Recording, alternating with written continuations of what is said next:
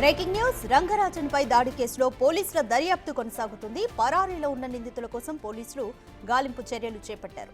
వీరరాఘవరెడ్డిని 5 రోజుల పాటు కస్టడీకి కోరుతూ కోర్టులో పిటిషన్ వేశారు మొయినాబాద్ పోలీసులు. పిటిషన్పై నేడు విచారణ జరగనుంది. వీరరాఘవరెడ్డి బ్యాక్గ్రౌండ్ పై పోలీసులు లోతైన దర్యాప్తు చేస్తున్నారు. రామరాజ్యం పేరుతో ఆర్మీ ఏర్పాటుపై విచారణ చేపట్టారు. తెలుగు రాష్ట్రాల్లో ప్రధాన ఆలయాలు తిరుగుతూ డొనేషన్లు ఇవ్వాలని కొందరిని బెదిరించినట్లుగా గుర్తించారు పోలీసులు.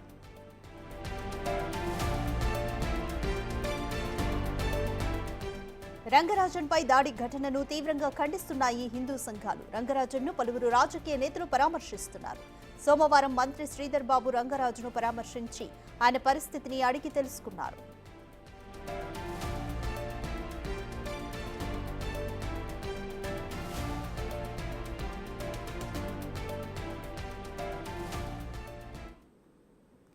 మోర్ డీటెయిల్స్ మా ప్రతినిధి సురేష్ అందిస్తారు.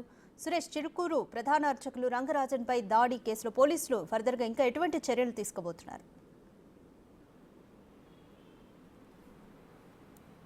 వీరరాఘవరెడ్డి బ్యాక్గ్రౌండ్పై పోలీసులు లోతైన దర్యాప్తు ప్రారంభించారు. ఇప్పటికే పరారీలో ఉన్నటువంటి మిగతా నిందితుల కోసం టీమ్స్ గాలిస్తున్నాయి. వారు ఎక్కడున్నా అరెస్ట్ చేస్తామని చెప్పేసి పోలీసులు చెప్తున్నారు. అయితే రంగరాజన్ దాడి తర్వాత రంగరాజన్ని అనేక హిందూ సంఘాలతో పాటు రాజకీయ నాయకులు కూడా పరామర్శిస్తున్నారు. చిలుకూరుకు వచ్చి ఎందుకు దాడి చేశారు, వాటికి సంబంధించిన వివరాలు రంగరాజుని అడిగి తెలుసుకోవడం జరిగింది. నిన్న మంత్రి శ్రీధర్ బాబు కూడా స్థానిక ఎమ్మెల్యేతో పాటు కలిసి రంగరాజన్ని పరామర్శించడం జరిగింది.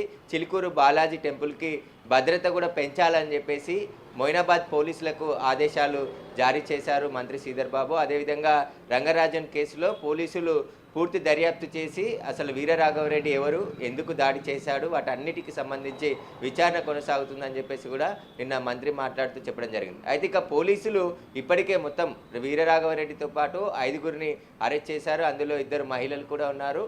వారంతా నిజామాబాద్, రంగారెడ్డి, హైదరాబాద్కి సంబంధించిన ఖమ్మంకి సంబంధించిన వారుగా పోలీసులు గుర్తించారు. ఇక మొత్తం దాడి చేయడానికి వచ్చిన వాళ్ళు 23 మందిగా గుర్తించారు. అందులో ఏపీకి చెందిన వారు ఉన్నారు, తెలంగాణకు చెందిన వారు కూడా కొంతమంది ఉన్నారు. వారికి సంబంధించి పూర్తి ఆధారాలు సేకరించాం, పేర్లతో సహా ఐడెంటిఫై చేశాం. కానీ వాళ్ళు ఇండ్ల దగ్గర ఉండకుండా బయటికి పారిపోవడం జరిగింది. వారి కోసమే పోలీసులు గాలిస్తున్నారని చెప్పేసి కూడా రాజేంద్రనాథ్ డీసీపీ శ్రీనివాస్ కూడా మాట్లాడుతూ చెప్పడం జరిగింది. అయితే కస్టడీ వీరరాఘవరెడ్డిని 5 రోజుల పాటు కస్టడీ కోరుతూ కోర్టులో పిటిషన్ దాఖలు చేయడం జరిగింది. పోలీసులు వీరరాఘవరెడ్డిని కస్టడీలోకి తీసుకొని అసలు ఈ రామరాజ్యాన్ని ఎందుకు స్థాపించాడు, ఆర్మీని ఎందుకు రిక్రూట్మెంట్ చేయాలనుకున్నాడు, వెబ్సైట్లో నేరుగా నెలకి 20,000 జీతం ఇస్తాను ఈ ఆర్మీలో చేరిన వారు అందరికీ అని చెప్పేసి కూడా మెన్షన్ చేయడం జరిగింది. కాబట్టి అసలు ఈ వీరరాఘవరెడ్డి బ్యాక్గ్రౌండ్ ఏంటి, అతనికి ఎవరు సహకరిస్తున్నారు ఈ జీతాలు ఇవ్వడానికి? ఎందుకంటే 5,000 మందిని రిక్రూట్ చేసుకొని మొత్తం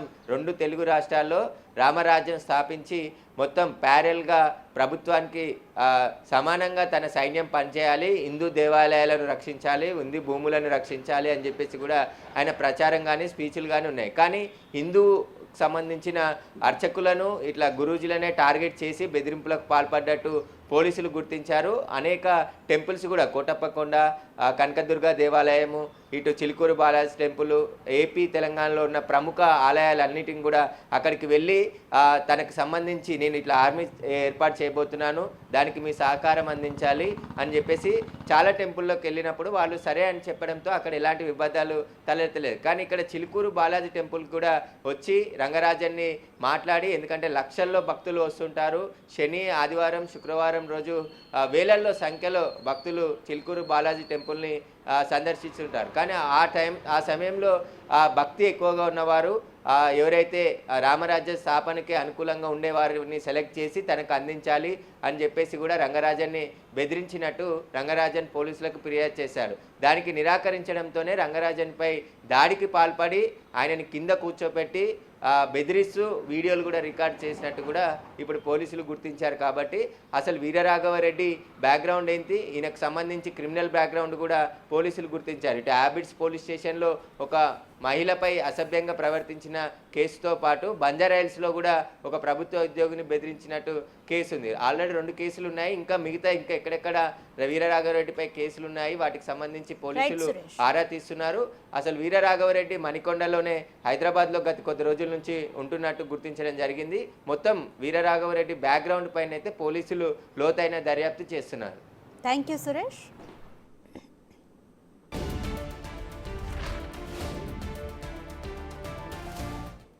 బులెటిన్లో షార్ట్ బ్రేక్ తీసుకుందాం. Stay tune.